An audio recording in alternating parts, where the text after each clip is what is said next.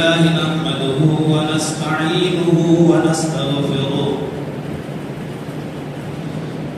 ونعوذ بالله من شرور أنفسنا ومن سيئات أعمالنا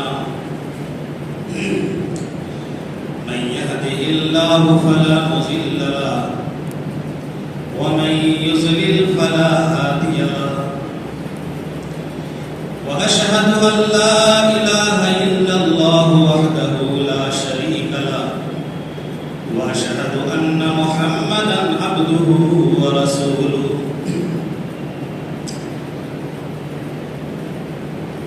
أعوذ بالله من الشيطان الرجيم يا أيها الذين آمنوا اتقوا الله حق تقاته ولا تموتن إلا وأنتم مسلمون يا أيها الناس اتقوا ربكم الذي خلقكم من نفس واحدة وخلق منها زوجها وبث منهما رجالا كثيرا ونساء واتقوا الله الذي تساءلون به والأرحام إن الله كان عليكم رقيبا يا أيها الذين آمنوا اتقوا الله وقولوا قولا سديدا يصلح لكم أعمالكم ويغفر لكم ذنوبكم ومن يطع الله ورسوله فقد فاز فوزا عظيما أما بعد فإن خير الحديث كتاب الله وخير الهدي هدي محمد صلى الله عليه وسلم وشر الأمور محدثاتها وكل محدثة بدعة وكل بدعة ضلالة وكل ضلالة في النار فقد قال الله تبارك وتعالى في كلامه المجيد أعوذ بالله من الشيطان الرجيم إنما كان قول المؤمنين إذا دعوا إلى الله ورسوله ليحكم بينهم أن يقولوا سمعنا وأطعنا وأولئك هم المفلحون رب اشرح لي صدري ويسر لي أمري واحلل عقدة من لساني يفقهوا قولي رب زدني علما تمام کسی کی حمد و ثنا کبریائی بڑائی و برتری اس بات رب العزت کے لیے لائق و زیبا ہے جو خالق کائنات و مالک الارض والسماء ہے، جو تنہا ہے، جو وحدہ لا شریک لہ ہے، اسی کے ہاتھ میں پوری کائنات کا اختیار ہے، وہ فعال لما یرید ہے، وہ اپنی حکمت و مرضی کے مطابق پوری دنیا کا نظام چلا رہا ہے، اس کا کوئی مشیر نہیں، کوئی ساجی نہیں، کوئی ساتھی نہیں، کوئی ہمسر نہیں، کوئی کفو نہیں، اس کے برابر کوئی نہیں ہے، وہ جو چاہے کر سکتا ہے، جیسے چاہے کر سکتا ہے، جب چاہے کر سکتا ہے، اس کو کوئی روکنے والا نہیں، ٹوکنے والا نہیں، سوال کرنے والا نہیں، وہ قہار ہے، جبار ہے۔ اس بات رب العزت نے ہمیں پیدا فرمایا، اس کا بہت ہی بڑا احسان و کرم ہے ہم لوگوں پر کہ اس نے ہمیں اشرف المخلوقات بنا کر کے پیدا کیا، اور صرف اتنا ہی نہیں، اس کے ساتھ ساتھ ہمیں اہل ایمان بھی بنایا، اور ہماری رشد و ہدایت کے لیے، ہماری رہنمائی کے لیے، ہماری بھلائی کے لیے، ضلالت و گمراہی سے بچانے کے لیے بے شمار نبیوں کو، پیغمبروں کو، رسولوں کو اس دنیا کے اندر مبعوث بھی فرمایا۔ हज़ार दरूद व सलाम नाजिल हो उस हस्न अक़दस मुक़द्दसा मुतहहरा मुबारका पर जिनका नाम नाम गिरामी हमारे मुस्तफ़ा मुहम्मद रसूलुल्लाह सल्लल्लाहु अलैहि वसल्लम। मेरे मोहतरम बुजुर्गों, दोस्तों, अजीज साथियों, खुतबा मसनूना के बाद कुरान करीम से एक आयत तिलावत की गई है। उसी की रोशनी में चंद बातें आप हज़रात के सामने अर्ज करूंगा इंशाअल्लाह व तौफीक इल्ला बिल्लाह। अल्लाह तबारक व तआला ने दुनिया के अंदर हर किस्म के इंसान को पैदा फरमाया, उनमें से हमें चुना है, इस्लाम की दौलत से नवाजा है और इसके साथ साथ कुरान और हदीस के पैदाकार भी बनाया है। ये भी उसका अजीम एहसान है, अजीम एहसान है। अल्लाह ने दायमी अजाब से हमको बचा लिया।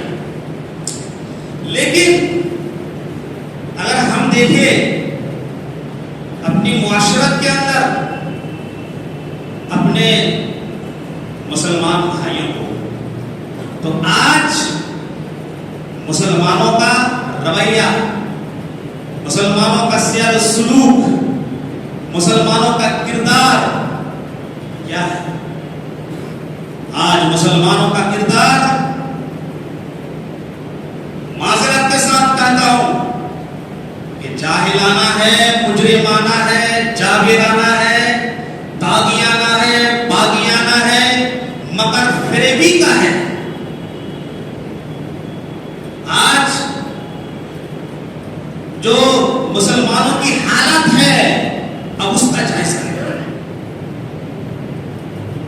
आदिलाना, मुनसिफाना, मुसलमानाना किरदार आज मुसलमानों का नहीं है। आज जो हम अपनी जुबान से हम जो कलिमात अदा कर रहे हैं, इस्लाम, कुरान, हदीस, सहाबा, पैगंबर, सुन्नत, शरीयत, ये जुबानी बातें हैं, ये लफ्जों का सिर्फ खेल है। और ना आप पूरी जिंदगी उठाकर देखो, इबादत से लेकर के मामलात तक, और मामलात से लेकर के तिजारत तक, और तिजारत से लेकर के निजाम तक, और निजाम से लेकर के ओहदो मनसब तक, और वहां से लेकर के जो हमारा शादी ब्याह है, हमारा जो कारोबार है, हमारा जो सलूक है, हमारा जो किरदार है, आप देखें पूरी जिंदगी का जायजा ले, ये सारी चीजें गैर शरई है, इस्लाम के खिलाफ है, सुन्नत के खिलाफ है, मनहज सलफ के खिलाफ। मेरे प्यारे साथियों, अब हम मुसलमान हैं तो हमारा किरदार क्या होना चाहिए? हमारा किरदार ये होना चाहिए सम और ताअत। हमने अल्लाह रसूल की बात सुनी और हमने फौरन मान लिया, हमने आमना सद्दकना कर लिया कि हमने इसको मान लिया और इस पर हमें अमल करना है, हमें इताअत करनी है, कोई चून चला नहीं है। पूरी शरीयत का, पूरा इस्लाम का ये निचोड़ है। हजरत इरबाद बिन सारिया रज़ी अल्लाह ताला अन्हु कहते हैं कि जनाब मोहम्मद रसूलुल्लाह सल्लल्लाहु अलैहि वसल्लम ने एक मरतबा खुतबा दिया और ऐसा खुतबा था हमें लग रहा था कि अल्लाह के नबी इस दुनिया से रुखसत होने वाले हैं, चले जाएंगे, इसके बाद अब खुतबा नहीं देंगे। इस खुतबे की वजह से दिल दहल गए, आंखों में पानी आ गया, आंसू बह पड़े। जबरदस्त तरीके से अल्लाह के नबी सल्लल्लाहु अलैहि वसल्लम ने खुतबा दिया। उस खुतबे में बहुत सारी बातें बतलाई, उनमें से एक बात है, क्या फरमाया? उसीकुम बितक़वल्लाह, ये लोगों, तुम्हें मैं अल्लाह से डरने की वसीयत करता हूँ, नसीहत करता हूँ, अल्लाह से डरते रहना। वस्समी वत्ताअह, और सुनना और इताअत करना, मुखालिफत मत करना, सवाल जवाब मत करना, हिंदी की चिंदी मत करना। अगर करोगे तो चले जाओगे यहूदी की तरफ, यहूद और नसारा की तरफ तुम चले जाओगे। उनका किरदार रहा है علماء سے، انبیاء سے سوال جواب کرتے تھے، کثرت سوال نے اس کو ہلاک کر دیا. اس طرح مت کرنا. انہوں نے کیا کہا تھا؟ سمینا و عصینا، ہم نے تو سنا لیکن ہم نے نافرمانی کی، ہم کو ماننا نہیں ہے. آج مسلمانوں کا حال یہ ہے، ہم بہت ساری باتیں سنتے ہیں، سننے میں کوئی کمی نہیں ہے، نالج میں، علم میں کوئی کمی نہیں ہے، ساری باتیں ہم بتلاتے ہیں، لیکن عمل میں کمی ہے، اطاعت میں کمی ہے. قرآن کیا کہتا ہے؟ انما کان قول المؤمنین اذا دعوا الى الله ورسوله ليحكم بينهم ان يقولوا سمعنا واطعنا.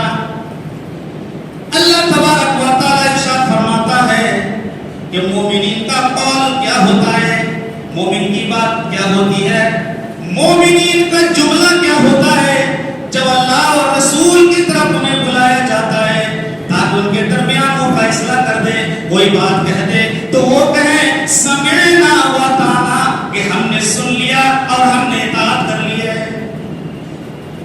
وہ لوگوں اللہ اور رسول جس معاملے میں فیصلہ کر دیں اس معاملے میں ہمارا کوئی اختیار نہیں ہے.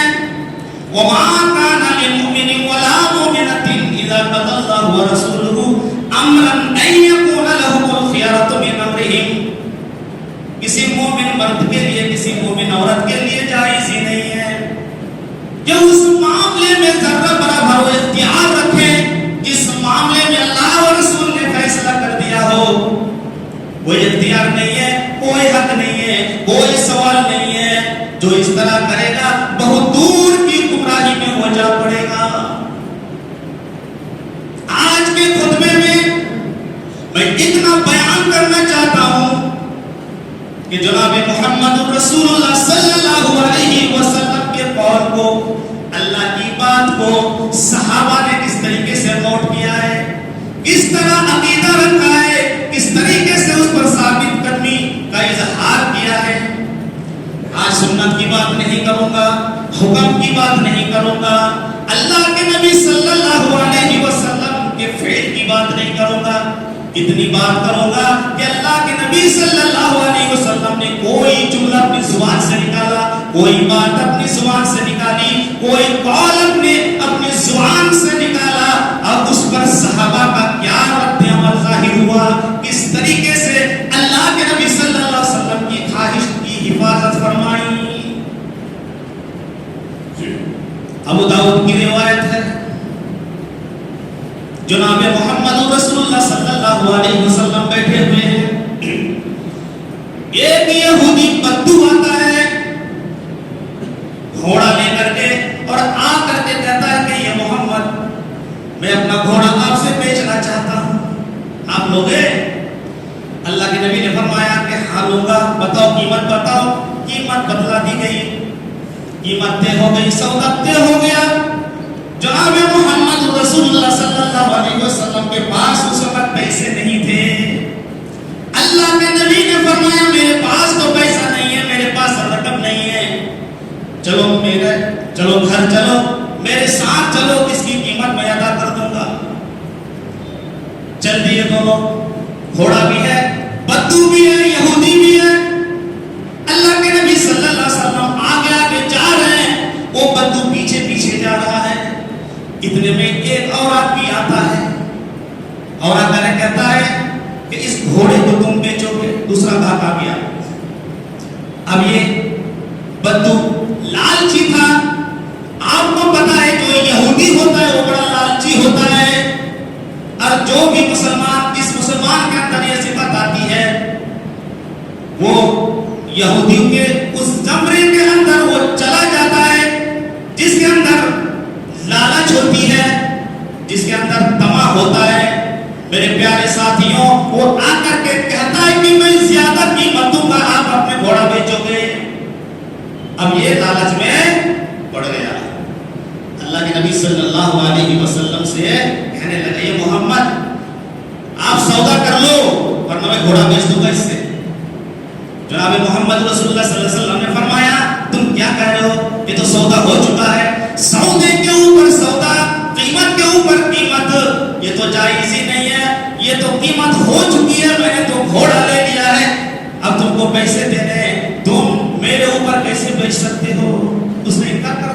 یہ محمد کو سودا ودا کچھ نہیں ہوا ہے، جلدی سے بتاؤ یہ اتنا دے رہا میں اس سے بیچ دوں گا، جلدی کرو۔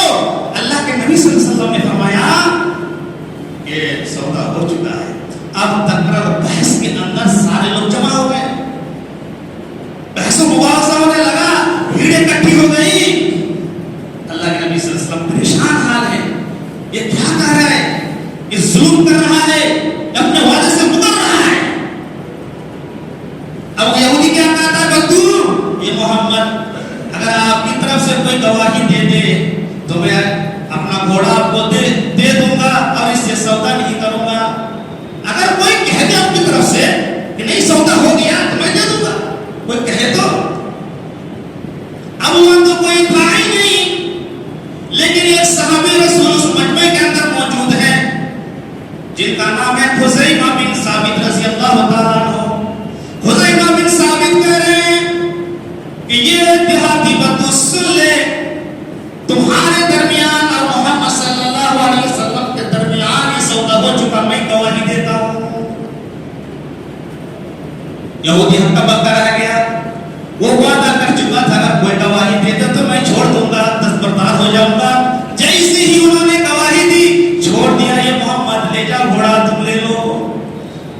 وہ یہودی چلا گیا، جناب محمد رسول اللہ صلی اللہ علیہ وسلم نے ان کو بلایا، یہ خزیمہ یہ بتاؤ تم نے گواہی کیسے دے دی جبکہ موقع واردات پر تم تھے ہی نہیں۔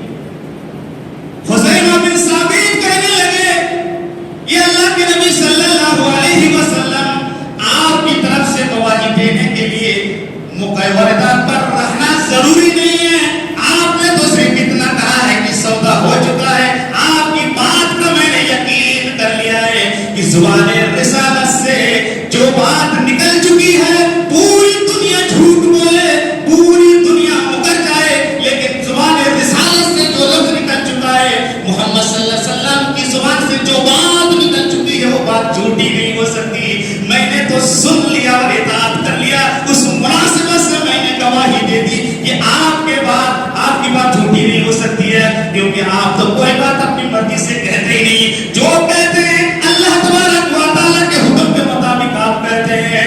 اللہ کے نبی صلی اللہ علیہ وسلم اس قدر متاثر ہو گئے اور کہنے لگے خزیمہ تم نے آج اتنا بڑا کام کیا ہے، اتنا بڑا کام کیا ہے کہ آج کسی موقع پر جب دو آدمی کی گواہی کی ضرورت پڑے تو دو گواہی کی ضرورت پڑے جب وہ کسی موقع پر تو تمہارے اکیلے کی گواہی وہاں پر کافی ہے، تمہارے اکیلے کی گواہی دو آدمیوں کی گواہی کے برابر ہے، کہیں پر بھی تم اکیلے گواہی دے دو گے تمہاری گواہی قبول کر لی جائے گی۔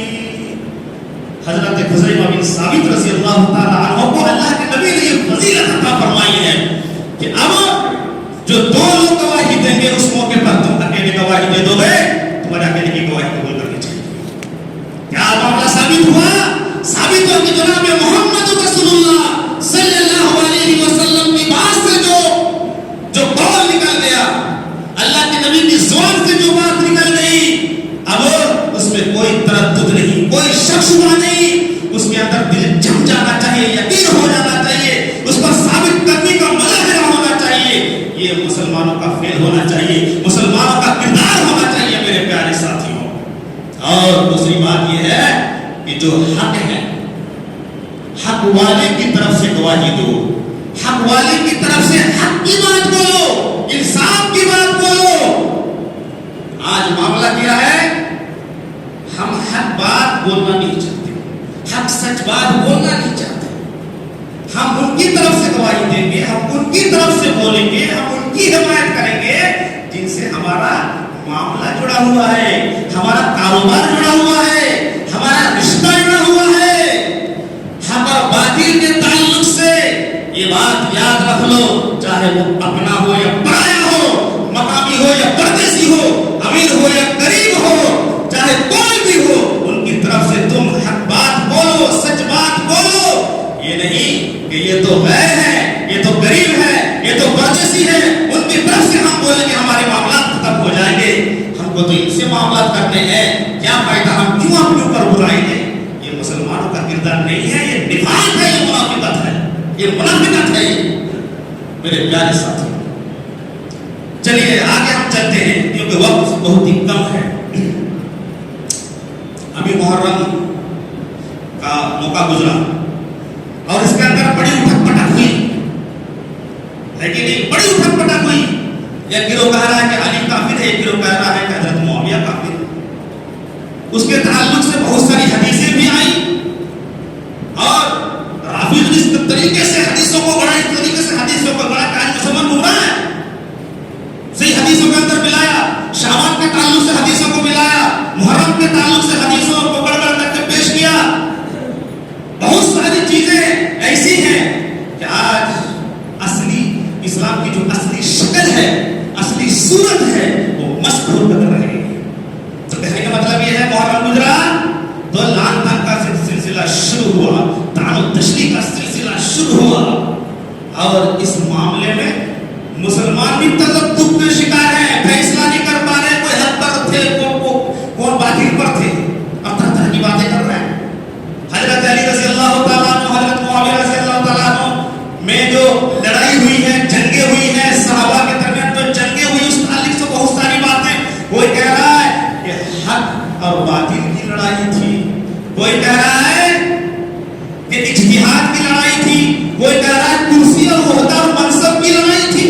یہ سن کر تو میرا دماغ خراب ہو رہا ہے. اصل بات کہنے کے لیے تو تیار نہیں ہے. نعوذ باللہ من ذالک. صحابہ کرام وہ کرسی کے لیے لڑنے والے تھے، منصب کے لیے لڑنے والے تھے. ارے جن کی زندگی پوری زندگی اللہ کے لیے تھی، آخرت کے لیے تھی، وہ کرسی اور منصب کے لیے لڑنے والے تھے. اجتہاد کے لیے اگر لڑتا تھا، اجتہاد کے لیے لڑنا اس مطلب یہ ہے کہ خون خرابہ ہو جائے، قتل و قتال ہو جائے، لاکھوں کی تعداد میں صحابہ شہید ہو جائے. میرے پیارے ساتھی، حقیقت بات بولنے کے لیے تیار نہیں ہے. اصل بات یہ ہے کہ ان دونوں کے درمیان جو ایک تیسرا گروہ تھا، وہ گروہ بلوائیوں کا تھا، سبائیوں کا تھا، وہ گروہ یہودیوں کا تھا، منافقین کا تھا. ایک گروہ جو کام کرتا تھا، وہ گروہ دونوں کو لڑاتا تھا. میرے پیارے ساتھی، دونوں کو لڑاتا تھا. حضرت علی اور معاویہ کے درمیان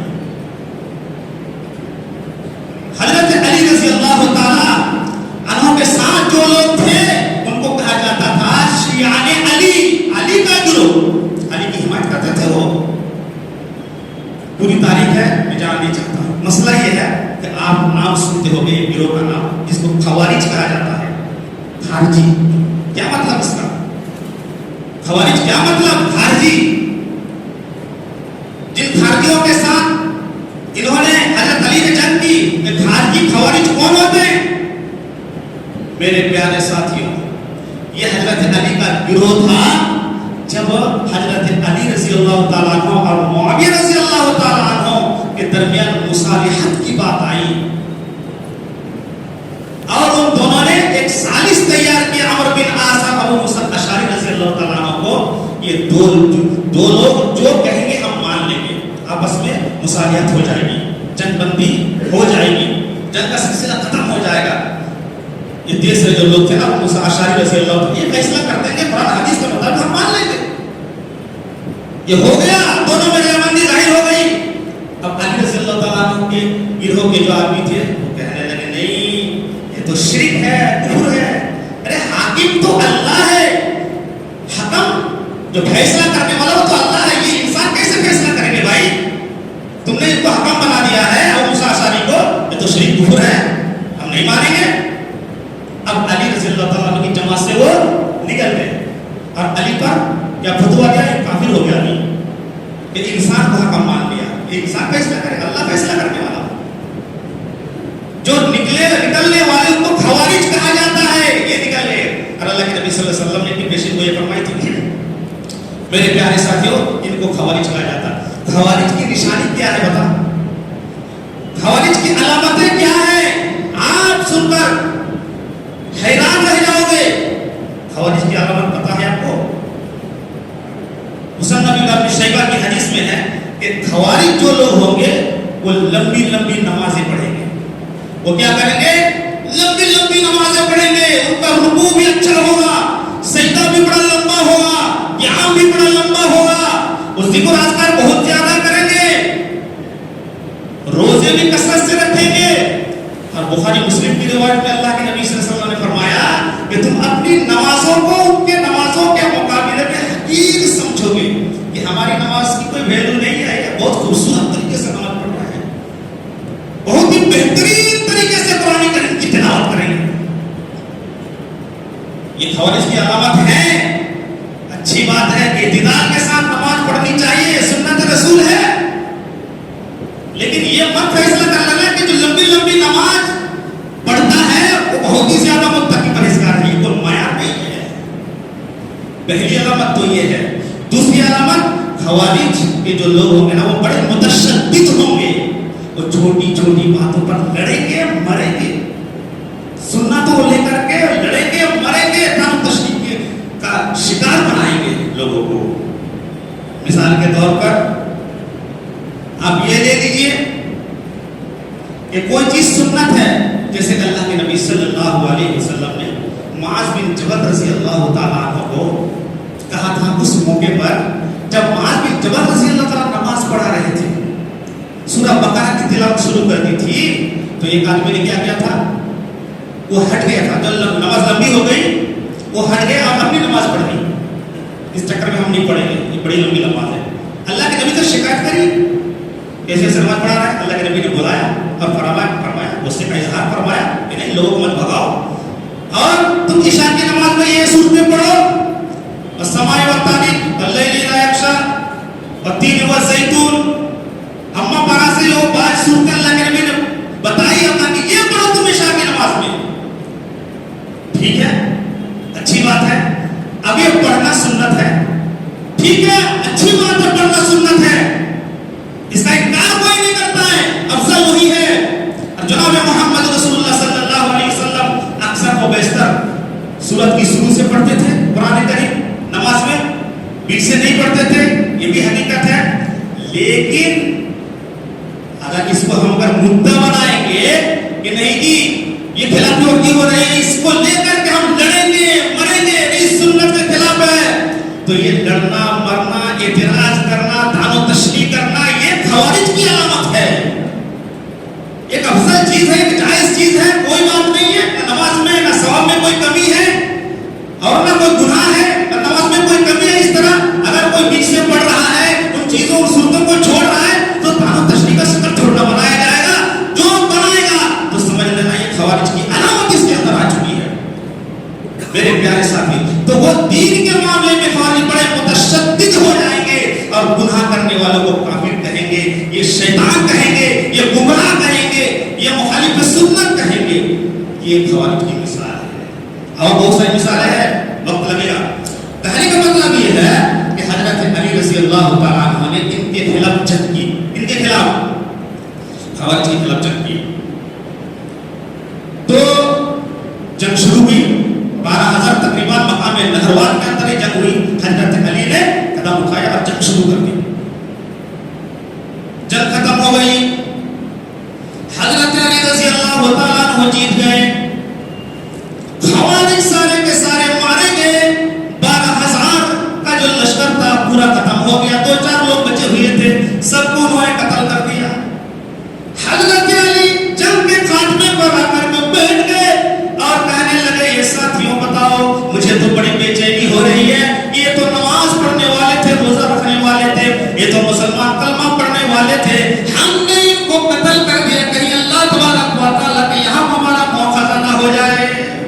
بڑے پریشان ہیں. بلایا لوگوں کو اور کہنے لگے یہ بات میں تم سے شیئر کرنا چاہتا ہوں، لیکن مجھے تسلی دو، مجھے تشفی دو. جاؤ جہاں لاشوں کا ڈھیر لگا ہوا ہے وہاں پر تم چلے جاؤ اور اس آدمی کو، اس لاش کو تلاشو جس کی علامت یہ بتلائی گئی کہ وہ سیاہ فام ہوگا، کالا چہرہ والا ہوگا، پست قد ہوگا، ناٹا ہوگا وہ، اور اس کے بازو کے ایک سرے پر ایک گوشت ابھرا ہوا ہوگا جس طریقے سے عورت کا پستان ہوتا ہے. یہ علامت بتلائی. حضرت علی رضی اللہ تعالیٰ عنہ کے جاؤ تلاش کر کے لاؤ. لوگ گئے، لاشوں کو ڈھونڈا، تلاش کیا، لیکن وہ لاش نہیں ملی. حضرت علی کے پاس آ گئے اور کہنے لگے امیر المومنین ہم کو تو وہ لاش نہیں ملی.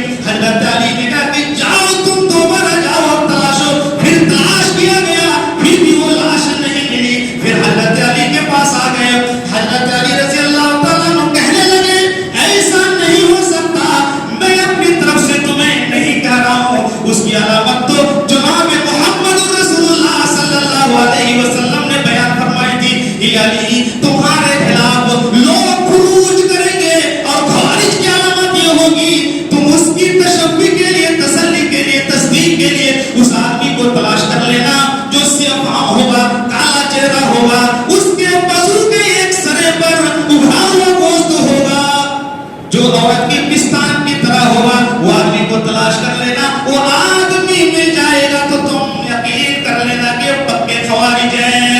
اللہ کے نبی صلی اللہ علیہ وسلم کی زبان سے یہ نکلا ہوا جملہ، یہ نکلی ہوئی بات، اس پر تو میں یقین کرتا ہوں پوری دنیا ٹل جائے لیکن جناب محمد رسول اللہ صلی اللہ علیہ وسلم کی بات جھوٹی نہیں ہو سکتی ہے۔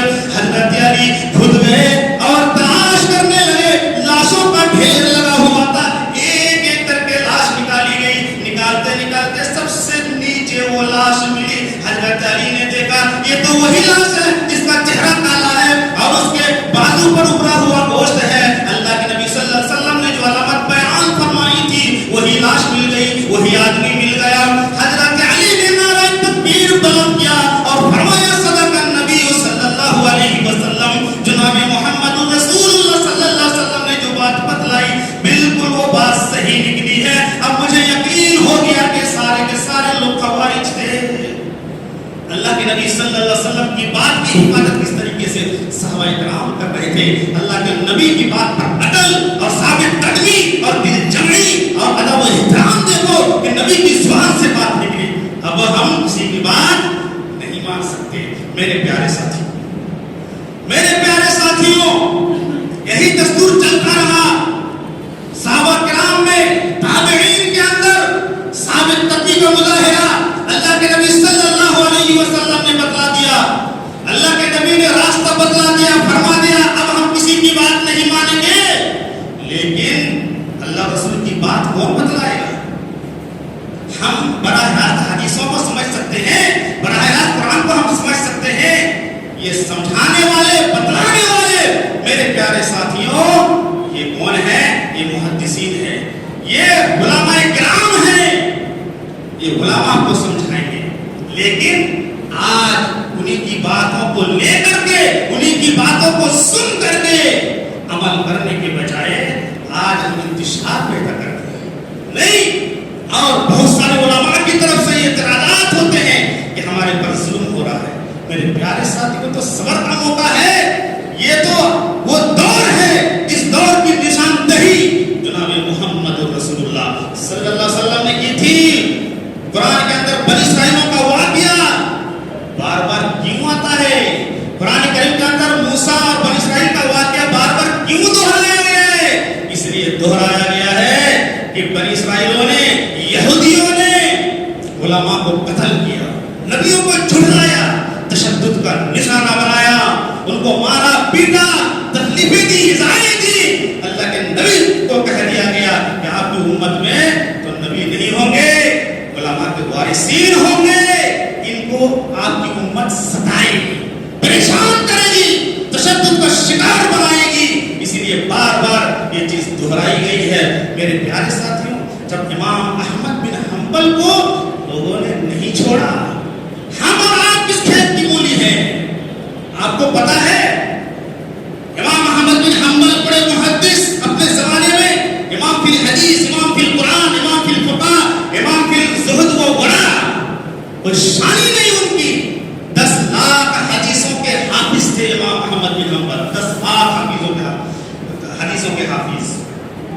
امام احمد بن حنبل رحمت اللہ علیہ کی فضیلت کے لیے یہی کافی ہے، جب ان کا انتقال ہوا تو تاریخ گواہ ہے کہ جتنا بڑا جنازہ امام احمد بن حنبل کا اٹھا، پوری تاریخ کے اندر اتنا بڑا جنازہ کسی کا نہیں اٹھا۔ مورخین نے لکھا ہے ان کے جنازے میں 30 لاکھ لوگ موجود تھے، 30 لاکھ لوگ موجود تھے۔ ابن کثیر نے کہا کہ 12 لاکھ موجود تھے۔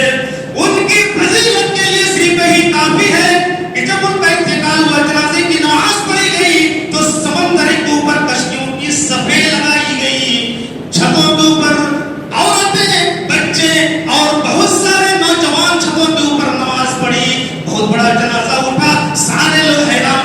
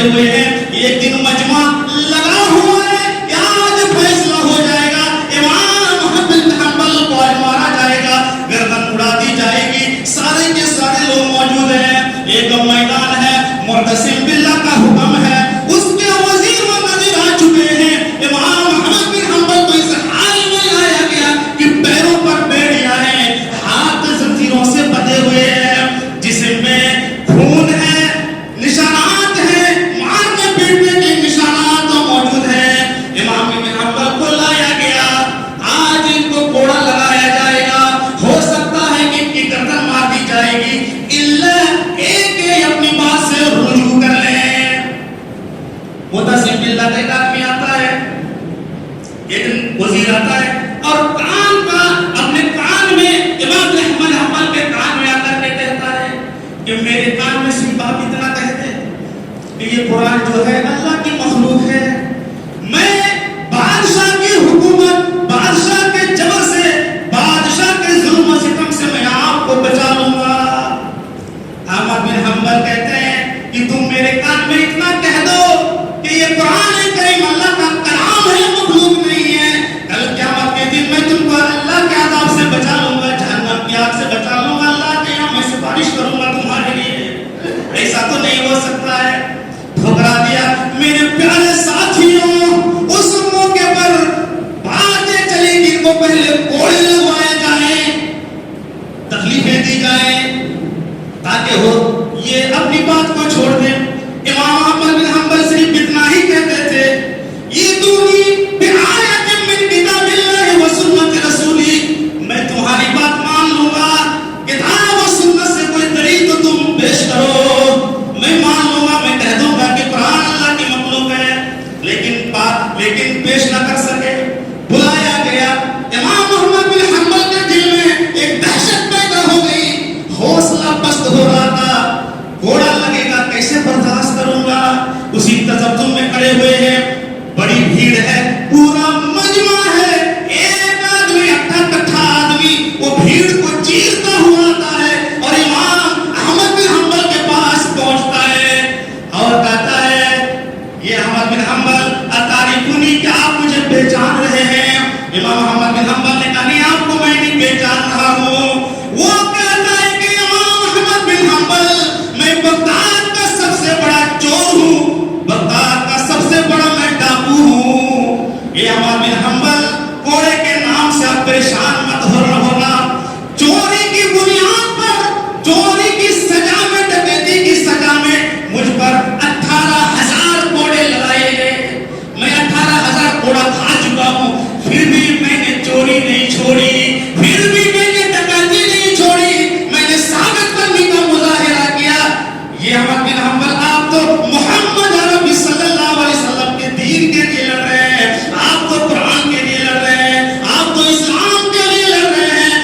آپ اگر پھر جاؤ گے تو محمد صلی اللہ علیہ وسلم کی امت گمراہ ہو جائے گی, آپ مت پھرنا. امام احمد بن حنبل نے کہا, ان کی نصیحت نے, ان کی اس بات نے میری زندگی کو بدل دی اور ہمارے اندر استقامت پیدا ہو گئی, ہمارے اندر اور زیادہ حوصلہ پیدا ہو گیا کہ کچھ بھی ہو جائے ٹس سے میں مس نہیں ہوں گا. وہ آدمی تو چلا جاتا ہے, اعلان ہوتا ہے احمد بن حنبل کو کوڑا کون لگائے گا, سب سے زیادہ کوڑا لگانے والا جو زور سے کوڑا مارتا ہے اسی کا انتخاب کیا جائے. ایک حبشی آدمی, لمبا ترنگا موٹا حبشی آدمی آتا ہے, اس کے بارے میں کہا جاتا ہے کہ بہت تیز کوڑا مارتا ہے, اسی کو لایا گیا. اس سے پوچھا کیسے کوڑا مارو گے, تمہارا کوڑا کیسا ہوتا ہے, تمہاری مار کیسی ہوتی ہے. وہ کہتا ہے جب میں کسی ہاتھی کو 10 کوڑا مارتا ہوں تو ہاتھی مر جاتا ہے, اسی طریقے پر میں کوڑا مارتا ہوں. ہاں, اب یہی کوڑا مارے گا. احمد بن حنبل کو لایا گیا, احمد بن حنبل کو کوڑا مارنا شروع کر دیا. ایک کوڑا لگایا گیا, دوسرا, تیسرا, اس طریقے سے جب 10 کوڑے لگ گئے, امام احمد بن حنبل بے ہوش ہو کر کے گر پڑے. صدر سے کپڑا ہٹ گیا, دعائیں کی, اللہ میری عزت والوں کی حفاظت کرنا. اللہ تبارک و تعالی نے مدد فرمائی اور وہ کپڑا شرمگاہ پر چپک گیا, وہ ننگے نہیں ہوئے. 10 کوڑے کے بعد 11, 12, 13 کوڑے کے بعد جب یہ بے ہوش ہو جاتے ہیں اور جسم سے خون کا پھوارا نکل جاتا ہے, ہاتھ بھی توڑ دیے گئے, پیر بھی توڑ دیے گئے, اس کے بعد کھینچ کر کے جیل کے اندر ڈال دیا گیا ان کو. لیکن امام احمد بن حنبل اپنی بات سے رجوع نہیں ہوئے اور نہ ان کی بات مانی, طاقت کے سامنے جھکے, نہ بادشاہ کے سامنے وہ جھکے. میرے پیارے ساتھیوں, جیل کے اندر ان کو ڈال دیا گیا. جب جیل سے وہ باہر نکلے تو کہنے لگے رحم اللہ ابوالہیثم, رحم اللہ ابوالہیثم. ان کے لڑکے پوچھ رہے ہیں, ابو جان یہ ابوالہیثم کون ہے, یہ ابوالہیثم کے لیے آپ دعائیں کر رہے ہیں.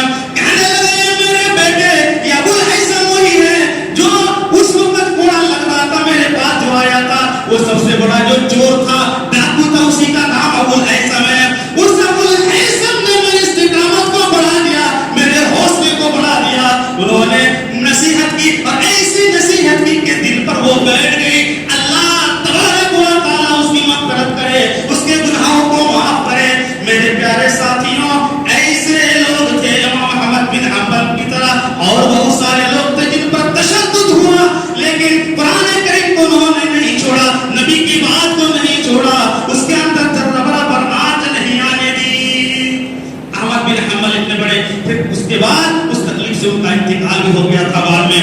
تو کہنے کا مطلب یہ ہے کہ امام احمد بن حنبل کو لوگوں نے، معاشرے کے لوگوں نے، حاکموں نے، پاور والے نے، گھوڑے والے نے، منصب والوں نے نہیں چھوڑا، تو کس کو چھوڑے گا؟ میرے پیارے ساتھیوں، آپ نے کبھی زندگی میں سنا ہے کہ کسی مسجد کے امام نے پھانسی لگائی ہو؟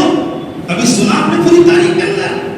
آج ایسی ایسی خبریں آ رہی ہیں، آج مدھوپور اور دیوگھر جھارکھنڈ کے اندر مسجد کے اندر ایک امام نے پھانسی لگائی. جب لوگوں نے دیکھا کیا معاملہ ہے، ایک پرچہ چھوڑ کر کے چلا گیا. ایک چٹھی ملی، اس کے اندر لکھا ہوا تھا یہ آتم ہتیا کرنا، خودکشی کرنا یہ حرام ہے، لیکن میں مجبور ہوں، میں قرض دار ہوں، قرض ادا نہیں کر سکتا تھا، اتنے وسائل میرے پاس نہیں ہے، قرض ادا کروں گا میرے بیوی بچے بھوکے مر جائیں گے، اور بیوی بچوں کو میں کھلاؤں گا تو قرض نہیں ادا کر پاؤں گا، لوگ ٹارچر کر رہے ہیں، مجبور ہو کر میں پھانسی لگا رہا ہوں. یہ پرچہ ملا پولیس والے کو. کہنے کا مطلب یہ ہے کہ آج جو ہم سے جو بڑے ہیں، علماء کرام ہیں، ائمہ ہیں، ان کو آپ بچاؤ، ورنہ یہ نہیں رہیں گے دنیا کے اندر، یہ چلے جائیں گے، ان کے مسائل بہت سارے ہیں میرے پیارے ساتھ. لیکن کہنے کا مطلب یہ ہے کہ ہم اپنی غلطیوں پر نظر نہیں کرتے، ہم اپنی غلطیوں پر نظر نہیں دوڑاتے، اپنی اصلاح نہیں کرتے. آج ہم دوسروں کی اصلاح کرنے میں لگے ہوئے ہیں، دوسروں کی اصلاح کرنے میں لگے ہیں، دوسروں کی غلطی نظر آتی ہے.